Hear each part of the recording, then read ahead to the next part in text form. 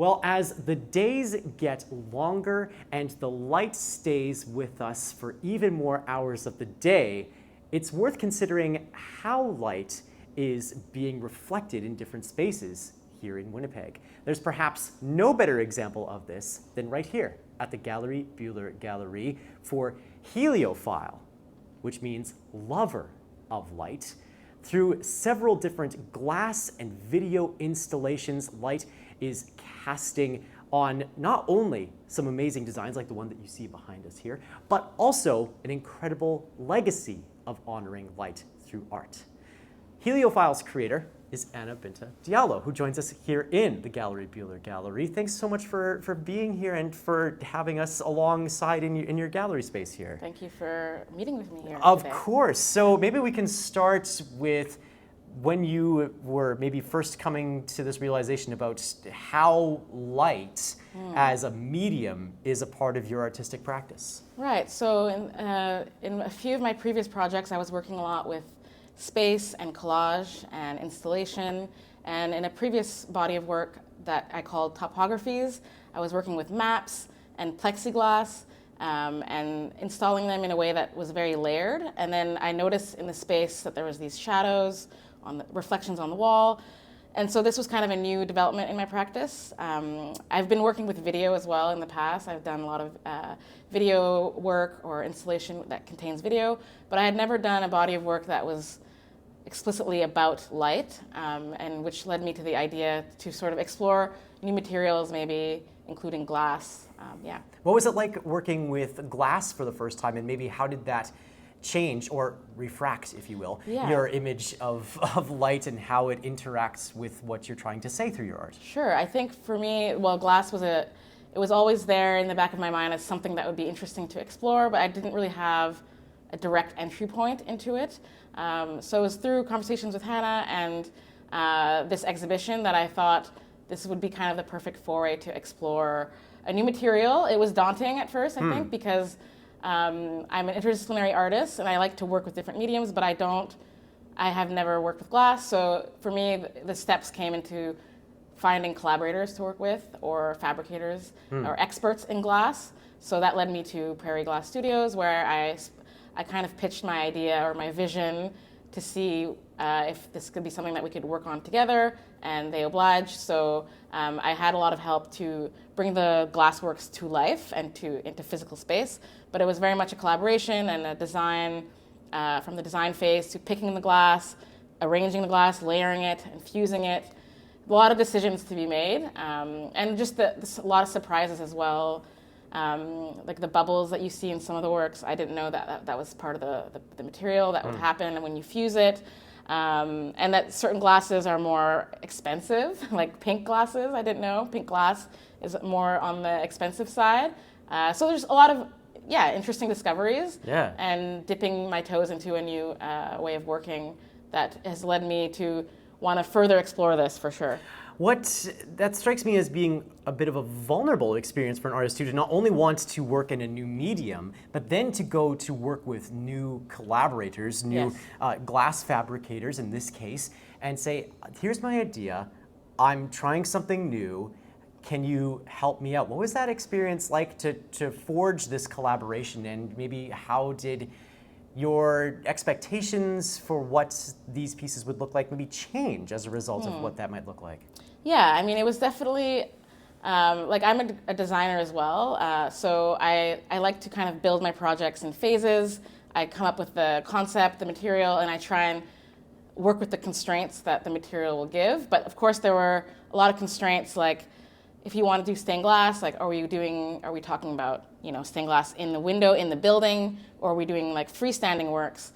If we're doing freestanding works, how will they stand? How are they going to be supported? So there's a lot of like decisions. So it was a lot of stress, but also a lot of pleasure to kind of figure those things out. I think as an artist, that's kind of our job, to work with the constraints to make something that feels meaningful and ends up being beautiful. But there was a lot of hiccups along the way as well, like just things that you don't expect, and you have Sure. to plan for that as well. Absolutely, you got to build that into the Yeah. into the process. It's so Exactly. interesting to hear you talk about like the layers of this collaboration, and it's so interesting when we talk about collage before. Like the piece that we're standing with right now has very much that sort of approach to collaboration and to layering everything together. All of the things you were just Yes. talking about, that those Yeah. sort of not mistakes, but like the learnings along Yeah. the way, and it's really striking to stand in front of this. So, but all the pieces in here have a very common inspiration point for you, I understand, which is that you're building on the legacy of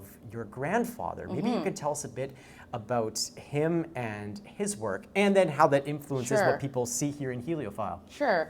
So yeah, my grandfather, Etienne Gabory, he was a well-known architect in Winnipeg. Built a lot of landmarks around Winnipeg. Yeah. So I grew up seeing his buildings and speaking with him, and he always nurtured my interest in the arts, in the visual arts. So I owe a lot of like my inspiration to become an artist to him.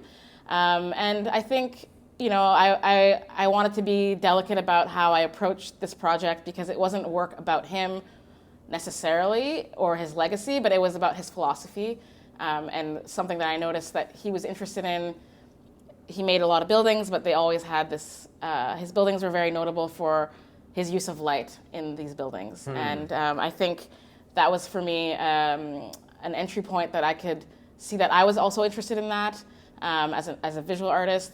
So I think the word heliophile as well, the lover of light, I think was just a good word to kind of allow myself to explore things in a way that I hadn't necessarily been so explicit about before. But also there is little winks, I guess, to his legacy or to him as a person, as my grandfather. There are little hints of that in the exhibition, talking about heritage and family ties and these kind of things. Maybe as you're talking about seeing these buildings that your grandfather designed, were the elements of light that are contained in those landmarks something that your grandfather or your family pointed out to you as like wow, this is what makes this so distinctive, and that was the thing that forged your light? Or is that something that you maybe saw on your own and began to recognize in your own lens, in your own artistic practice? Well, I think there was always, the way that his buildings are made, there always has been a focus. If you enter his home, for example, it was all windows. There was stained glass in his home. There's stained glass in his churches that he made. And then there's the Precious Blood Church, which I live really close by to there. It kind of goes towards the sun, towards the light. And I think he was very inspired by the prairie landscape and the sun that we have here. So I think it was something that I knew. I knew myself, but it's been written about of his work for sure. So I think it was a bit of both, a bit of like experiencing it firsthand, but also knowing that was one of his driving philosophies as an architect. Yeah. Undoubtedly, your family have come to perhaps interact with this on a bit more of a, to see your work, obviously. How are they reacting not only to your pieces in the gallery, but also to that sort of legacy of light, a legacy of lovers of light even, that is on display here? Well, I think they're very enchanted by it. My grandmother sent me a very lovely message saying she thought it was beautiful, and if my grandfather was here today, he'd be very proud, I think, and happy to see that legacy continue in a different way. But yeah, I had my siblings come by for the opening. My parents still haven't been here. Okay. They were traveling during the opening. Sure. But they're coming to see it, I'm sure, and I'm looking forward to hearing their reactions. Yeah. Absolutely. Lots of other families, of course, coming in to interact with this exhibit, and not always in the best of circumstances. Right. The Gallerie Buhler Gallery has a place of sort of healing and restoration, comfort in the midst of grief, which was something that was addressed in the artist's statement, actually, at the top. What does it mean to have this piece, Heliophile, a lover of light, in a place where light might be sometimes a bit trickier to find? Yeah, I mean, that's a good question, and I think that was always at the forefront of our conversations with Hannah when we developed the concept for the show. We are in the St. Boniface Hospital. There are people healing, people mourning, people coming in, like you said, in difficult circumstances. So for me, it was very important that this exhibit offered maybe a moment of light or of color or of connection and of healing, I guess. And I think some of these spaces where, whether there are churches or whether you're outside in a field, like there's just so many moments where I think light can connect to us. And I think it also connects to cycles that we have of like, healing and life and death, journeys that we have through life, light and darkness, like kind of these opposites. So how to reconcile that in an exhibition? I think I had that. I was thinking a lot about that when I was making the works. Yeah. In the midst of these opposites, it was really striking, Anna Binta, when I was walking through this gallery, that through these glass pieces that there is light shining through. And in fact, here on the western wall right behind us, you can see light shining through that piece onto the wall, and less maybe even an opposite as much as it is even in difficult masking sort of circumstances, that there is light that is still able to permeate in beautiful ways, perhaps that are a byproduct of our situation. Is that something that maybe was an intentional thing on your part, or another one of these sort of hadn't maybe considered that, but a happy byproduct? I mean, I think knowing that I'd be exhibiting here specifically, and that there are not a lot of windows in this space, they're all in the front. So I really wanted to make sure that there would be some kind of reflection or an experience with light in every nook and cranny of the gallery. But I'm sure there's a lot of accidents as well that happen, and I think that's part of it as well. It's like, where does the light hit? What time of day is it? Is there something to rebound off that light? So I'm glad you noticed that. But yeah, it was. I think it's a mixture of accident and planning. Sure. I love that sort of image of just the accidents that can then happen, and the spare creativity that then gets to engage in this space. What is your hope for somebody who comes into this space to see Heliophile in the midst of maybe a different, more challenging circumstance than what they entered with here in St. Boniface Hospital? That's a good question. I think my hope would be that they maybe get a reprieve from whatever they're feeling. Maybe it's a moment of joy or of pleasure, or of maybe it creates some kind of feeling of hope maybe. And I think that has to do with there's a lot of colors in this work, so I think color can affect different people, different moods. I am a lover of color. All of my works previously always I'm really interested in like the saturation of colors and what that can do.